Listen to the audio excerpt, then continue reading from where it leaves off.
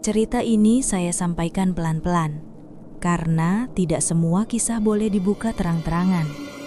Nama orang, nama kampung, dan beberapa detail sengaja saya samarkan. Bukan karena ini karangan, tapi karena kejadian ini benar-benar terjadi di wilayah Takengon, Aceh Tengah.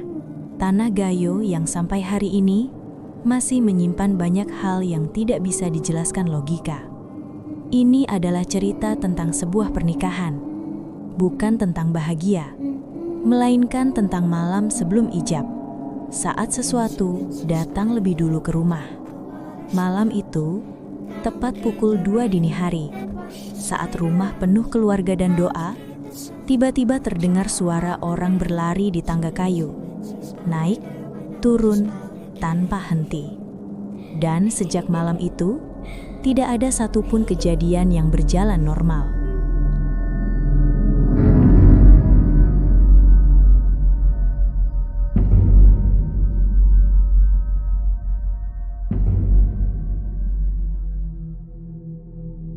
Malam sebelum pernikahan seharusnya menjadi malam penuh doa.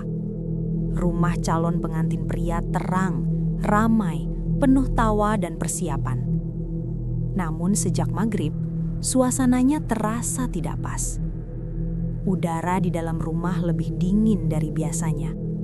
Lampu tidak berkedip, angin tidak kencang, tapi bulu kudit seperti terus disentuh. Sekitar pukul 2 dini hari, saat sebagian besar orang terlelap, brek, duk-duk-duk. Suara langkah kaki berlari di tangga kayu. Bukan pelan, bukan ragu, tapi terburu-buru. Naik, lalu turun, lalu naik lagi. Tangga itu berada tepat di tengah rumah. Jika ada orang lewat, pasti terlihat. Namun tidak ada siapapun. Suara itu berhenti mendadak. Lalu terdengar tarikan napas panjang, berat, seperti dada seseorang yang terlalu penuh amarah. Seorang ibu tua memeluk tasbihnya erat-erat dan berbisik. Dia sudah masuk rumah. Tak satu pun berani bertanya siapa yang dimaksud. Pagi yang tidak mau menyala. Pagi hari datang, tapi rasa malam belum benar-benar pergi. Acara makan bersama satu kampung tetap dimulai. Dapur penuh asap, suara kayu terbakar, panci beradu. Namun keanehan muncul satu persatu.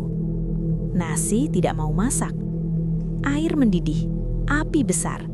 Waktu lama, namun beras tetap keras. Beberapa dandang bahkan mengeluarkan bau anyir, bukan bau nasi. Seorang lelaki mencoba menambah api. Api justru mati sendiri.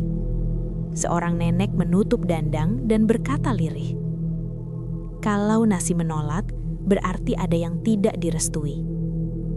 Tanpa komando, warga satu persatu pulang. Tak ada keributan, tak ada tanya jawab. Mereka kembali membawa nasi matang dari rumah masing-masing. Seolah semua sudah paham, ini bukan soal dapur. Saat akan berangkat, tubuh yang dipegang. Menjelang rombongan mengantar pengantin pria, ayahnya, sebut saja Pak R, masih berdiri, tersenyum, menepuk bahu anaknya. Lalu tanpa aba-aba, Pak R roboh. Bukan pingsan, bukan kejang. Tubuhnya kaku seperti papan. Matanya terbuka, tapi tidak mengenali siapapun. Panas tubuhnya naik drastis, seperti ada api yang menyala dari dalam dada. Saat orang-orang mencoba mengangkatnya, tubuh Pak R terasa berat tidak wajar. Seorang ustadz yang hadir langsung mendekat. Beliau meletakkan tangan di dada Pak R, lalu menariknya cepat, seperti tersengat. Tatapan ustadz itu langsung mengarah ke tangga. Wajahnya pucat. Dia tidak jatuh, dia ditekan. Pak R tidak bisa ikut mengantar anaknya sendiri. Rombongan tetap berangkat dengan wajah penuh kecemasan. Air mata ditahan, adat harus jalan. Setelah rumah agak sepi, ustadz itu berbicara hanya dengan orang-orang tua. Suaranya rendah, tapi tegas. Ini bukan jin liar. Ini kiriman orang yang menyimpan iri. Bukan orang jauh, bukan orang asing.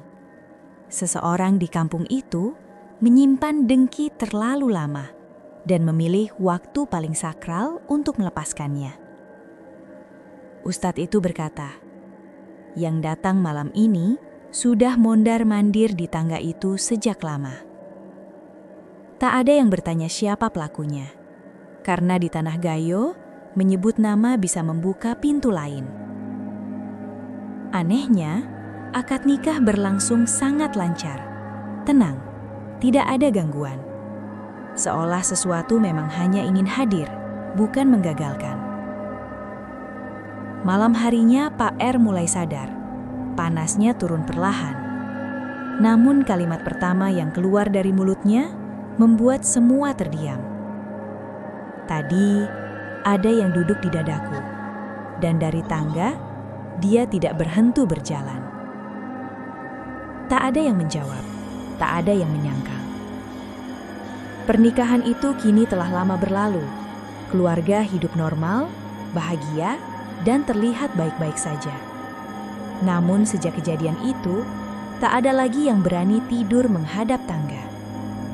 Cerita ini hanya dibagikan diam-diam, tidak untuk menakut-nakuti, tidak untuk mencari siapa salah.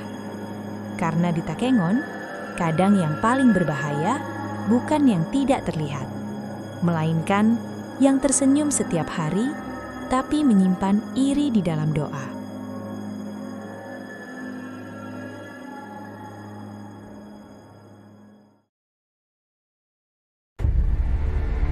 Kalau kalian pernah mengalami kejadian aneh menjelang acara besar, atau merasa ada sesuatu yang tidak wajar di rumah sendiri, kalian bisa tulis di kolom komentar.